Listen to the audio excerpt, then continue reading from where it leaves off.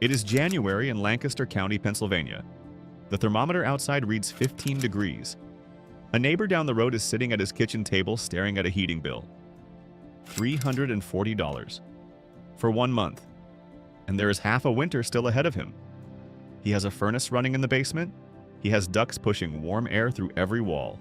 He has a thermostat on the wall that asks for more every time the house cools.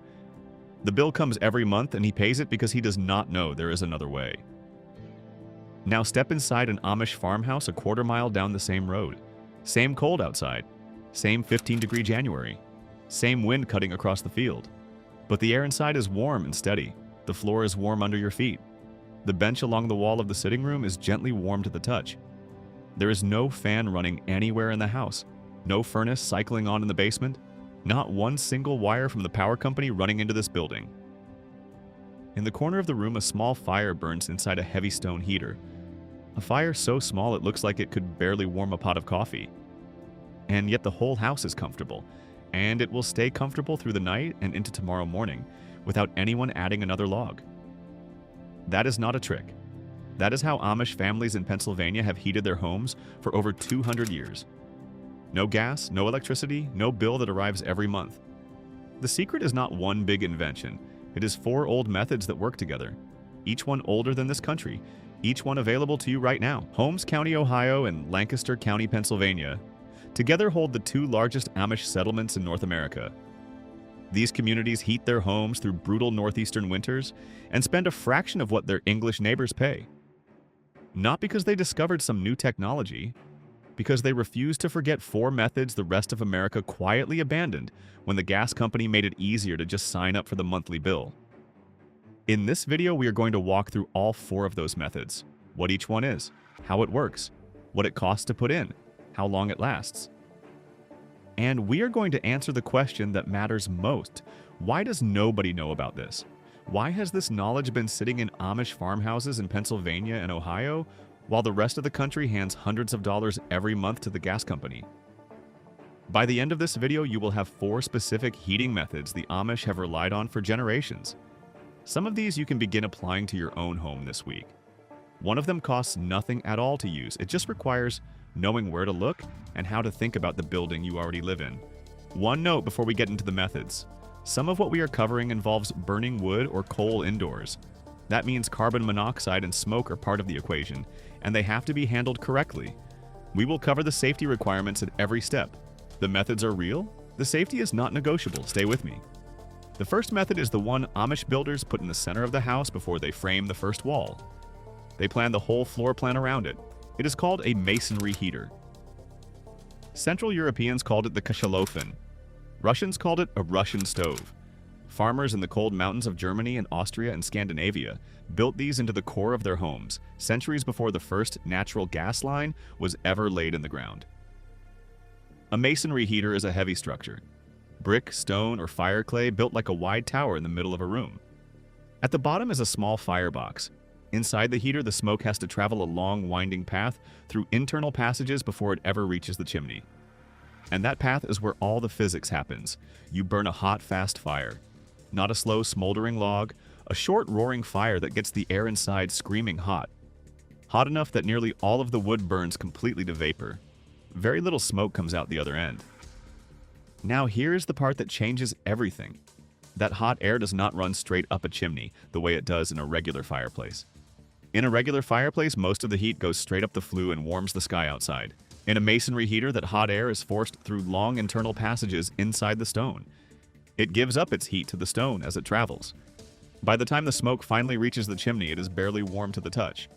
Almost all of the heat from that fire stayed inside the stone, and the stone is where the genius lives. Stone holds heat. Soak a great mass of stone in one intense fire and it does not release that heat back all at once. It radiates it slowly into the room over the next 12 to 24 hours. Long after the fire has gone completely cold, the stone is still gently warm, still pushing heat into the room. You light one small hot fire in the morning, maybe one more in the evening.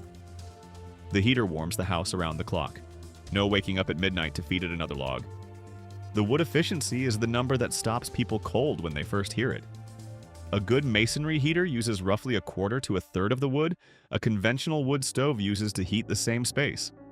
One armload of dry hardwood in the morning can sometimes be the entire day's fuel.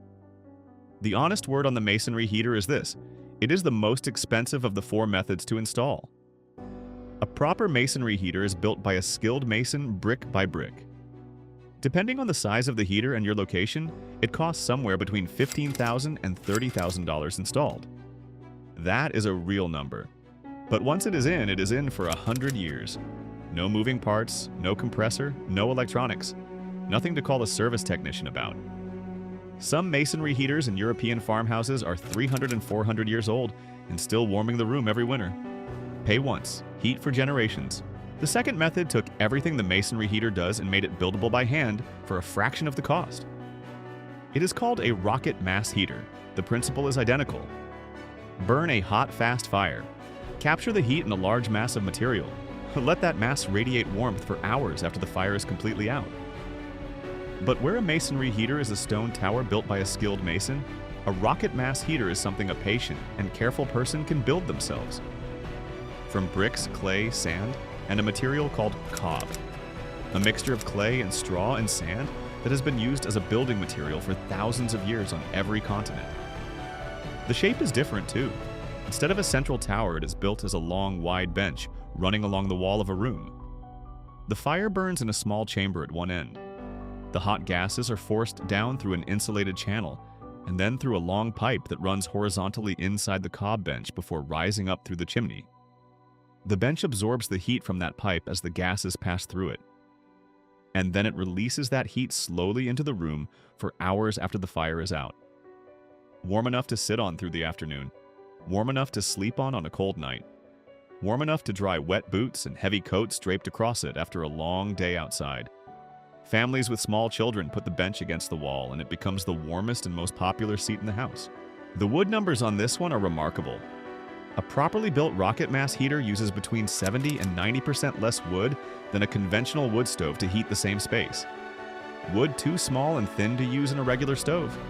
Prunings from fruit trees, scraps from a wood shop, fallen branches, kindling too light to be worth splitting. That is the fuel. A bundle of sticks the size of your forearm can run one of these heaters for hours.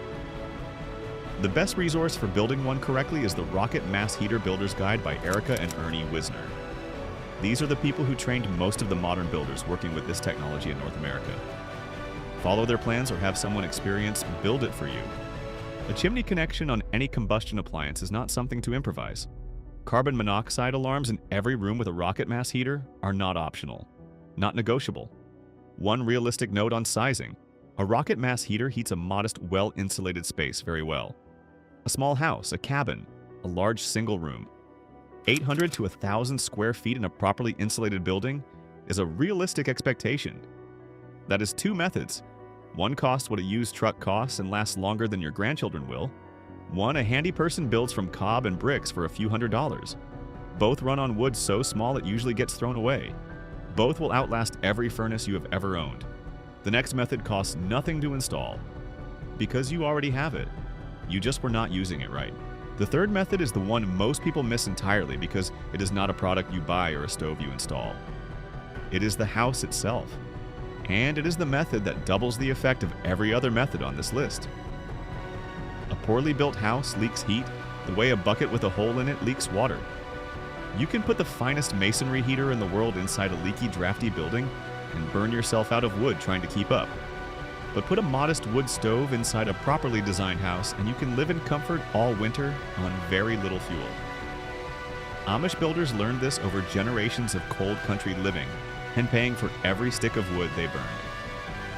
Here are the 4 principles they build around.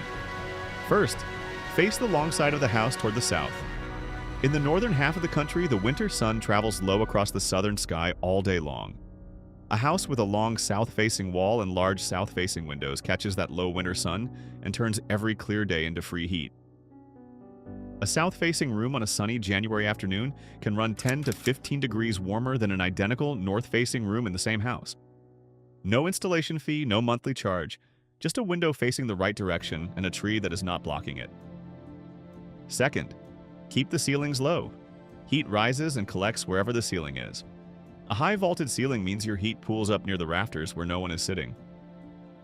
Old Amish and early American farmhouses had ceilings of 7 or 8 feet. That is not charm or tradition for its own sake. That is physics keeping the warm air where the people are. Third, put the heat source in the center of the house. A heater in the center radiates outward in all directions and every room around it benefits. A heater pushed against an outside wall heats half a house in the outdoors. Many Amish farmhouses are built around a center chimney for exactly this reason. Every room is close to the heat. No room is abandoned to the cold. Fourth, use heavy materials on the inside. Stone floors, brick walls, tile work, thick plaster on lath. These materials soak up heat during the day from the stove and from the winter sun coming through the south windows. At night, they release it slowly back into the room. The whole building becomes a version of the masonry heater, a thermal battery charging all day and discharging slowly through the cold night. A piece of soapstone the size of a brick sitting next to a wood stove all day can radiate warmth back into the room for 6 to 8 hours after the fire dies. Imagine a whole stone floor doing the same thing, or a full brick wall through the center of the house. The modern addition the Amish have incorporated is good thick insulation in the walls and the attic. Sheep's wool or cellulose, whatever seals the gaps where the cold air sneaks in. A house with south-facing windows and